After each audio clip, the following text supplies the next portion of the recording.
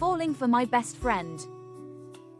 Falling in love with your best friend is a journey that's both exhilarating and daunting. It's the kind of story that sneaks up on you one slow afternoon, lingering in quiet moments and secret glances, growing roots in the laughter you share and the silences you keep.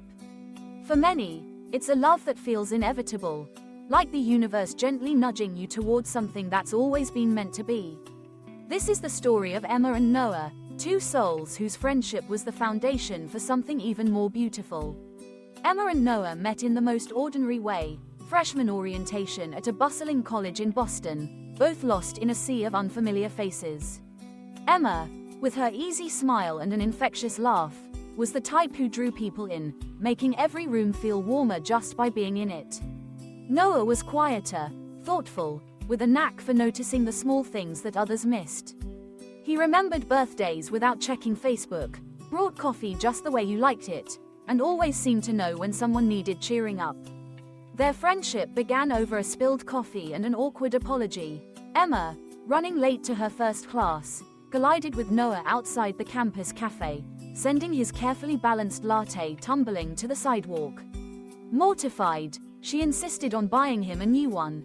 That simple act, followed by an hour of conversation about everything from favorite movies to dream vacations, set the stage for a friendship that would define both their college years.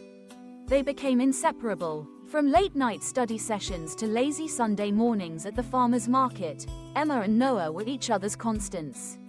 They celebrated victories together, ACING exams, landing internships, surviving heartbreaks. Through every triumph and stumble, their bond only deepened. But as graduation approached, Emma started to notice a shift. The way her heart fluttered when Noah brushed a strand of hair from her face, the way she caught herself lingering on his smile a little longer than before. She tried to ignore it, to chalk it up to nostalgia or the anxiety of looming goodbyes. But the feeling nestled in her chest, persistent and undeniable. Noah, for his part, had always admired Emma's spirit.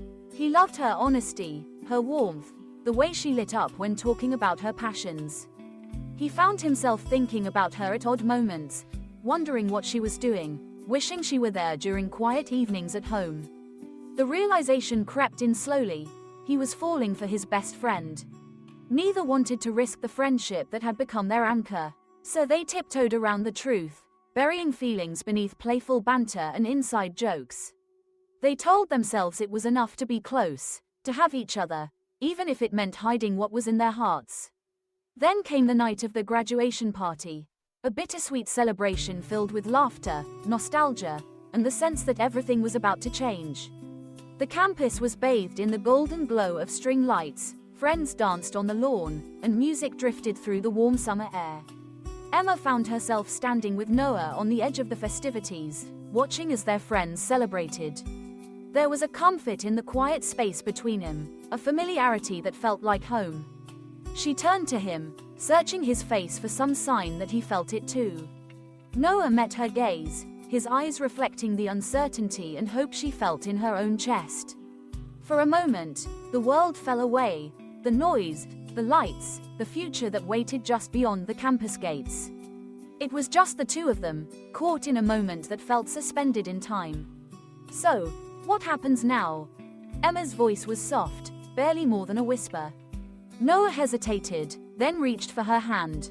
He traced lazy circles on her palm, gathering the courage to speak the words he'd kept hidden for so long. "I don't want to lose you," he admitted, "but I don't think I can keep pretending that you're just my friend, either."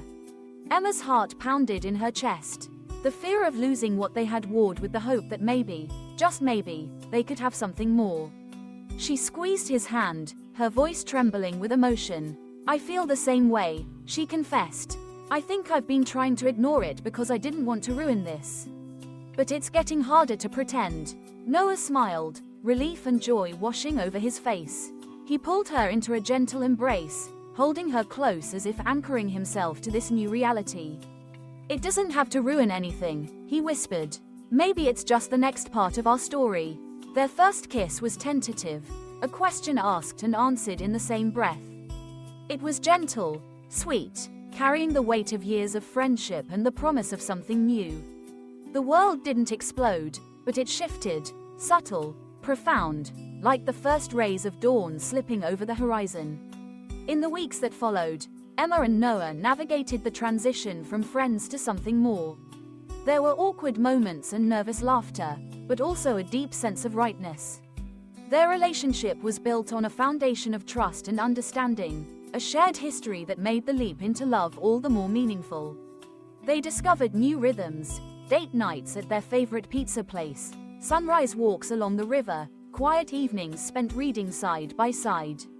The little things that had always made their friendship special now took on new significance.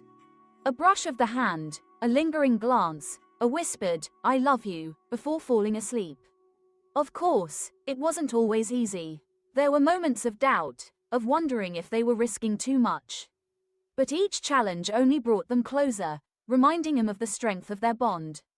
One chilly autumn evening, as leaves drifted from the trees and the city glowed under the soft haze of streetlights, Noah surprised Emma with a picnic in the park.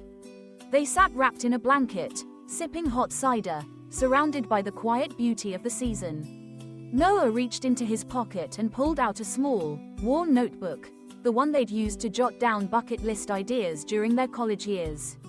He flipped to a page they'd marked, "Someday," and smiled at Emma. "There's one more thing I want to add," he said, his voice steady and sure. "Fall in love with your best friend." Emma laughed, her eyes shining with happiness. "I think we can check that one off." Their story was never about grand gestures or sweeping declarations. It was about the quiet moments, the shared smiles, the inside jokes, the comfort of knowing that, no matter what, they'd always have each other. Years passed, seasons changed, but their love remained constant, a steady flame burning bright through life's ups and downs. They built a life together rooted in friendship, strengthened by love. And in the tapestry of their days, it was the simple things that mattered most: morning coffee, evening walks, the feeling of coming home. Emma and Noah's journey is a reminder that sometimes, the love you're searching for is the one that's been beside you all along. It's the friend who knows your secrets, who's seen you at your worst and loves you anyway. The one who makes you laugh, who holds your hand through the storms, who believes in you even when you can't believe in yourself. Falling for your best friend isn't always easy. It's scary, vulnerable, and full of unknowns. But when it works, it's magic. A love story built on years of shared memories, inside jokes, and unwavering support. In the end, Emma and Noah's greatest adventure wasn't falling in love, but choosing each other every day, writing a story that was uniquely theirs, one page at a time.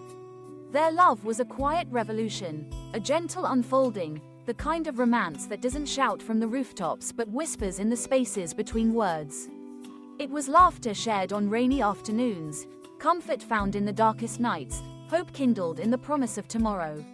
They taught each other that love doesn't always look the way you expect. Sometimes, it's not fireworks or grand gestures, but the soft certainty of knowing you've found your person, the one who makes every day brighter, every challenge easier, every joy sweeter. And so, as they walked hand in hand into the future, Emma and Noah knew they had found something rare and precious. A love that began in friendship, grew through trust, and blossomed into the kind of partnership that lasts a lifetime. Their story is a testament to the beauty of falling for your best friend, to the courage it takes to risk your heart, the joy of discovering love where you least expect it, and the magic of building a life with the person who knows you best. So, if you find yourself falling for your best friend, take heart.